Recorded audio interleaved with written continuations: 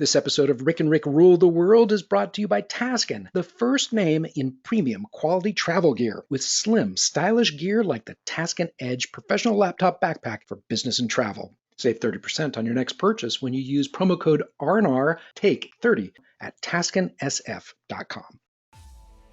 Welcome to a Rick and Quick episode of Rick and Rick Rule the World. I'm Rick Matheson, and I am actually down a Rick today. Rick Wooten will be back in our next episode. But in the meantime, I'm super excited to introduce a special guest for the show today, GiftSuite CEO Sangita Verma. Thanks for coming on the show today, Sangita. Oh, thanks for having me, Rick. Awesome. Well, so Sangita and I first met back in 2008, 2009, when we were both on a panel at Digital Hollywood. And I don't even remember what that panel was about, but I'm pretty sure we were both amazing. Since that time, Sangita and I have stayed in touch and even done some projects together somewhere along the way. This is the first time that she's been on Rick and Rick, and I am so glad to introduce her to the Rick and Rick audience. She's perfect. Sangita is a serial entrepreneur who has just this incredible ability to analyze a situation or an environment and find some great new opportunity for a new product or a new company. And she has done it again with GiftSuite and its latest product, which was developed specifically for the unique nature of the coronavirus pandemic. But before we get to that, Sangita, we've been talking a lot on the show about what marketing looks like in a post-pandemic world. And I'd be crazy not to get your perspective on this. Sangita, what do you see marketing looking like in the near term, like the next 2 to 3 years, and maybe a little further out in the next 3 or 4, in the face of all of our new realities? Right. Now, that's a great question. And it's actually one I've been thinking a lot about, not only for what we're doing, but I actually advise a bunch of startups through an accelerator here in Santa Monica. And so in March, just as COVID was hitting, I had put together a kind of a plan discussion for them called Plan C for COVID. And of course, I need to update the name now because there's a lot more going on in the world. But I think, I'll do the 3 key takeaways from that, because obviously there's a lot more to dive into here. Sure. But the first one is digital. We're stuck in our homes, and even as things open up, people are going to be very conservative and they're going to be staying home. And I think the new normal going out, even a year from now, 2 years from now, it's hard at this moment to even tell what's going to happen in 2 weeks, let alone 2 years. Right. But I do think the trend of consuming more digital is here to stay. In many ways, COVID really has been an accelerator where we have these trends happening anyway, such as remote working teams, right? And then COVID happens and now everyone's working remote. And so I think focusing on digital, having a good solid digital plan is key for being able to market your product going forward. I do think, though, that you've got to be even more careful these days with digital because you've got to make sure that your messaging is not tone deaf, especially in light of what's been occurring over the last 10 days or so.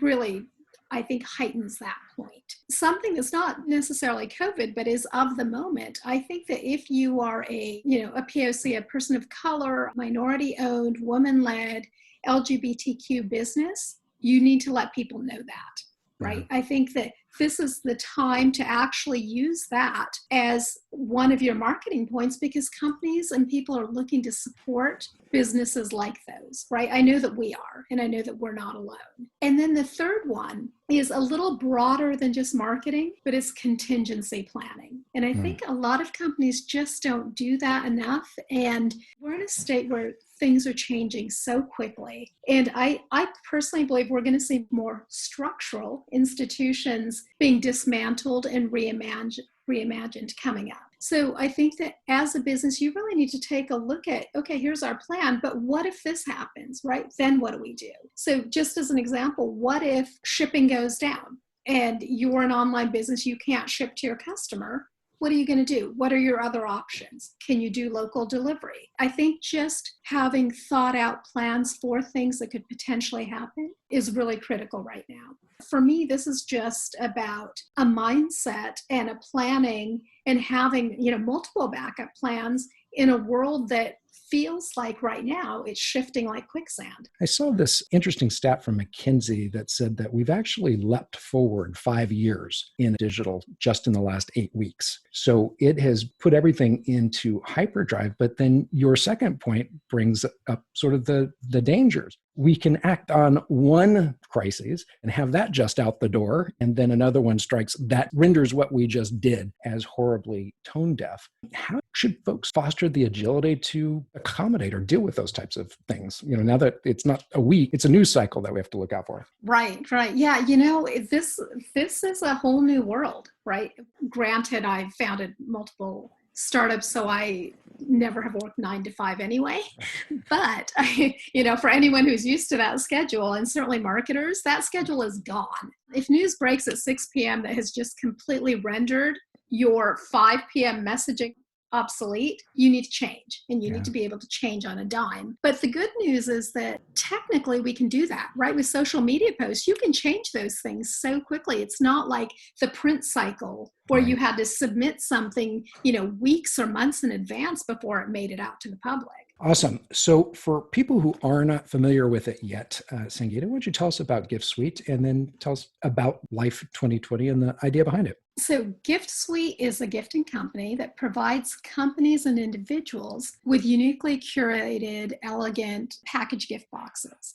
We feature tech-forward, socially conscious products. Where this comes in, especially now with what started off with COVID and what's now also morphed into what's going on with our racial fight here, is people have been sheltered in place. They've been communicating via video and Zoom, and all that stuff is great, but it's not quite the same as those face-to-face interactions or those personal interactions. And so this is the idea of really using gifting as a representation of your appreciation for that person. You may wonder, how did I come along with GiftSuite? Because my background being very tech in the past. But what really got me hooked here was seeing how we could use this company to do good right now. We enable companies to send their employees gift boxes, and the items in the boxes are sourced from small businesses, innovative startups, and artisans, right? And as I mentioned to you earlier, we ourselves are a woman-led, minority-owned, and with my business partner, Phoenix, also an LGBTQ company. And so that's always been important to us. But with everything going on in the world, we're actually even more so actively sourcing from companies like that for amazing items. When I first heard about the highly desirable items in a gift box, I do have to admit that I was thinking, is it toilet paper or hand sanitizer? Then I looked at Well, we do have a cool hand sanitizer. Awesome. Right. And that's really where Life 2020 comes in. We sat back and we looked at this and we said, okay, the world is changing. Gifting has to change too. People are working from home. They've got different needs. And so we've designed boxes to kind of hit some of those needs. So for example, there's a lot of people working from home that have school-age children, right, that are young, between like 8 and 11, if they need to keep busy. And so we've got a kids activity box. We've got a return to work box that I love because it features this tech water bottle. It's a deep UVC LED bottle that sanitizes your water in 60 seconds. But what I really love about this is this cap can be used to sanitize your phone, your keyboards, other surfaces. And so it's the type of item that I see us needing in society in the coming years. Rewind just a moment. Sure. I got to get my geek on here for a second. So this UVC LED, is it as you pour water into the bottle, the light is on the whole time filtering it? Or how does it work? So you fill up your water bottle and then the cap sits on top and you hit a button and it shoots down into it, right? Which is why you can then take the cap off the bottle and then run it over your phone, above your keyboard to disinfect and sanitize those surfaces as well. That is super cool. I know, it is super cool and it looks beautiful. So these are really the kind of products that we look for that are well designed, that are so easy to use, and that are super useful for the receiver. I got to ask you about one other device here that is the world's first consumer vagus nerve stimulation device. What is that? God, I'm so glad you asked that because I love this device.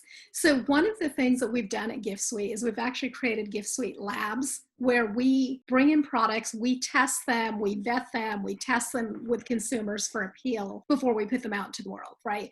But with Sensei, and I've been personally using this for the last 2 weeks, it's a small device. It's kind of like a pebble shape in the sense of like a smooth river rock. And it's probably about 2 inches, I'm guessing about 2 inches long, Okay. and maybe an inch or inch and a half wide. You place it on your chest, and there is a app that goes with it, and it's synchronized. So the app plays music that is synchronized to this device, and this device vibrates.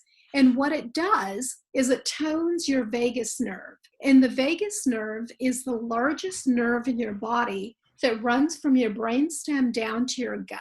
And it is also the one that reacts with fight or flight. It is responsible for our stress levels. It helps regulate all sorts of impulses that come into us. And so what this does is within 10 minutes, it helps bring that down and calm you down. It's like meditation without knowing how to meditate. So yeah, love this device. That's fantastic. On a more personal note, you once shared your dad's backstory with me, and it was one of the most inspiring stories I've ever heard. I think for about 3 months after you told me, I was telling everybody who would listen, and I don't even know your dad's name. It was like, yeah, it's Sangita's dad, Mr. Verma. Anyway, I just want to say I hope he and your mom are safe and sound and doing okay. Oh, Rick, thanks for asking about that. Yes, they are doing great. They're sheltering in place up in the Bay Area. You know what's really interesting about my dad? I'll just mention this. My dad must be like 84 now. He actually did his own sort of startup with a friend where they started teaching engineers things like agile training or whatever. And so shelter in place has been a little hard on him because he hasn't been able to go to work.